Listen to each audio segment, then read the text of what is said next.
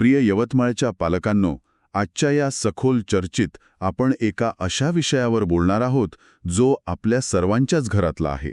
म्हणजे पहा, जेव्हा मुलं शाळेतून 85% किंवा अगदी 92% गुण मिळून घरी येतात, तेव्हा आपण सगळेच खूप खुश होतो. हो, साहजिकच आहे ते. घरात एकदम आनंदाचं वातावरण असतं. अगदी. पण आज आपण इथेच एक क्षण थांबून विचार करणार आहोत. एक अतिशय महत्त्वाचा प्रश्न समोर येतोय की आपल्या मुलांना ह्या संकल्पना खरोखरच समजल्या आहेत की त्यांनी फक्त परीक्षेत उत्तम गुण मिळवण्यासाठी उत्तरे पाठ केली आहेत. आणि याचसाठी आज आपण या माहिती स्रोतांचं विश्लेषण करत आहोत. या चर्चेत प्रवेश करताना मला सुरुवातीलाच हे स्पष्ट करायला आवडेल की आपलं उद्दिष्ट कोणत्याही शाळेला किंवा ट्युशनला दोष देणं हा अजिबात नाही. हो, तो आपला उद्देश नाहीच मुळी. बरोबर. ट्युशनमुळे मुलांची विचार करण्याची क्षमता खरोखरच वाढत आहे की त्यांना फक्त जास्त गुण मिळवण्यासाठी एक मदत मिळत आहे, हे समजून घेणं हे आजच्या या सविस्तर विश्लेषणाचं मुख्य ध्येय आहे. होय, आणि यातूनच खऱ्या शिक्षणाचा अर्थ आपल्याला उलगडता येईल. चला तर मग यावर सविस्तर चर्चा करूया. आपल्या नोट्समध्ये पाठांतर, संकल्पना स्पष्टता आणि उपयोजनावर आधारित समज यातील मुख्य फरक अतिशय स्पष्टपणे मांडला आहे. तसं पाहिलं तर मुलं नुसती घोकमपट्टी करत आहेत की त्यांना विषय समजलाय हे ओळखणं फार कठीण नसतं. आपल्या स्रोतांमध्ये मुलांच्या आकलनाची पातळी ओळखण्यासाठी 3 अतिशय सोपे पण महत्त्वाचे निकष दिले आहेत. बरं, ते निकष कोणते आहेत? म्हणजे आपण घरातल्या घरात हे कसं तपासू शकतो? पहिला निकष म्हणजे मुले तीच संकल्पना स्वतःच्या शब्दात सांगू शकतात का, म्हणजे पुस्तकातली जड भाषा न वापरता. स्वतःच्या शब्दात म्हणजे जसं आपण एकमेकांशी बोलतो तसं? अगदी तसंच. जर ते रोजच्या भाषेत विषय समजावून सांगू शकले तर त्यांना तो विषय समजलाय.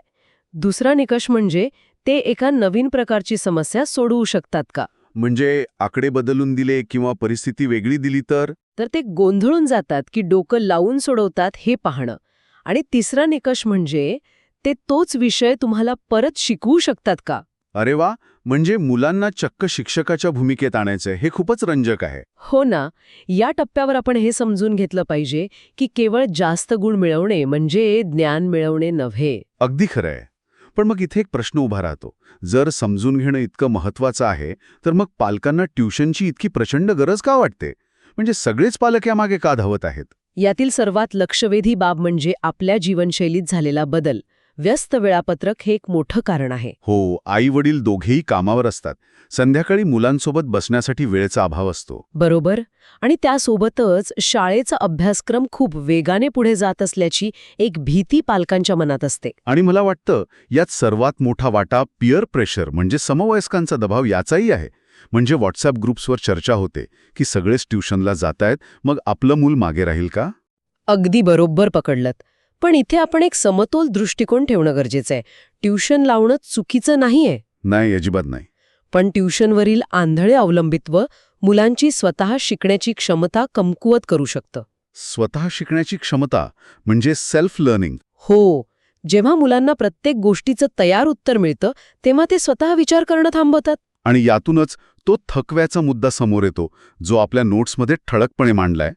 शाळा अधिक ट्युशन अधिक होमवर्क म्हणजे प्रचंड थकवा. हो ना.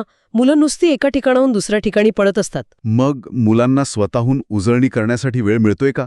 खेळण्यासाठी, वाचण्यासाठी आणि कुतूहल जपण्यासाठी त्यांच्याकडे वेळच उडत नाहीये. आपण विचार करणारे नागरिक घडवत आहोत की फक्त परीक्षा देणारे यंत्र? हा प्रश्न आपण स्वतःला विचारायला हवा. आता इथे एक अत्यंत रंजक गोष्ट समोर येते. आपण समस्या तर मांडली, पण पालकांसाठी काही सोपे उपाय आहेत का? असं काय? खूप सोपं आहे. ट्युशनवरून आल्यावर मुलांना किती मार्क्स मिळाले असं विचारण्याऐवजी आज काय नवीन शिकलास असं विचारायचं. अच्छा, म्हणजे फोकस मार्कांवरून शिकण्यावर आणायचा. हो. आणि दुसरा उपाय म्हणजे त्यांना सतत का असं होतं असे प्रश्न विचारायचे. म्हणजे दैनंदिन जीवनातील उदाहरणे देऊन ते संकल्पनेशी जोडू शकतात का हे पाहायचं. म्हणजे जर त्यांनी विज्ञानातला प्रयोग केला असेल तर तो घरातल्या एखाद्या वस्तूशी जोडून पाहता येतोय का हे विचारायचं. अगदी. आणि वेळ मिळेल तेव्हा एखादा न पाहिलेला म्हणजे पुस्तकाबाहेरचा प्रश्न त्यांना सोडवायला द्यायचा. पण समजा हे सगळं विचारताना मुलं अडखळे, त्यांना उत्तर देता आलं नाही, तर मग काय? हा एक खूप छान मानसिक दृष्टिकोन आहे जो आपल्या स्रोतांमध्ये दिलाय. जर मुले उत्तरे देताना अडखळत असतील तर ते पाठांतराचं लक्षण असू शकतं. म्हणजे ते विषय आठवण्याऐवजी पुस्तकाचं पान आठवण्याचा प्रयत्न करत असतात. बरोबर. आणि अशा वेळी मुलं अडखळली तर पालकांनी रागावू नये, त्यांना समजून घ्यावं. हो, रागावल्याने त्यांचा आत्मविश्वास आणखी कमी होईल. अगदी. जेव्हा मुले फक्त ट्युशनवर अवलंबून असतात तेव्हा त्यांचा स्वतःवरचा आत्मविश्वास कमी होऊ शकतो. पण स्वतःहून समस्या सोडवल्याने मेंदूची ताकद वाढते. म्हणजे तो संघर्ष त्यांच्यासाठी चांगला आहे. हो, कारण कुतूहल हे कोणत्याही कोचिंगपेक्षा अधिक शक्तिशाली आहे.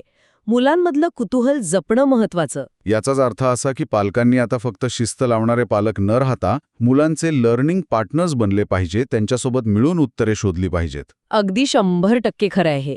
आपण त्यांच्या पाठीशी उभं राहायला हवं. तर या संपूर्ण चर्चेच्या शेवटी आपण मुख्य मुद्द्यांची उजळणी करूया. शिक्षण म्हणजे मुले किती तास अभ्यास करतात हे नसून त्यांना तो विषय किती सखोल समजला आहे हे अधिक महत्त्वाचे आहे. आणि म्हणूनच माझा सर्व पालकांना हाच सल्ला असेल की आणखी एक ट्युशन क्लास लावण्यापूर्वी नक्की विचार करा, माझी मुलं खरोखर विचार करत आहेत की फक्त घोकंपट्टी करत आहेत. अतिशय मार्मिक विचार आहे हा. आणि या सखोल चर्चेचा शेवट करताना मी एक प्रश्न विचारू इच्छितो, ज्यावर आपण सर्वांनी विचार करायला हवा.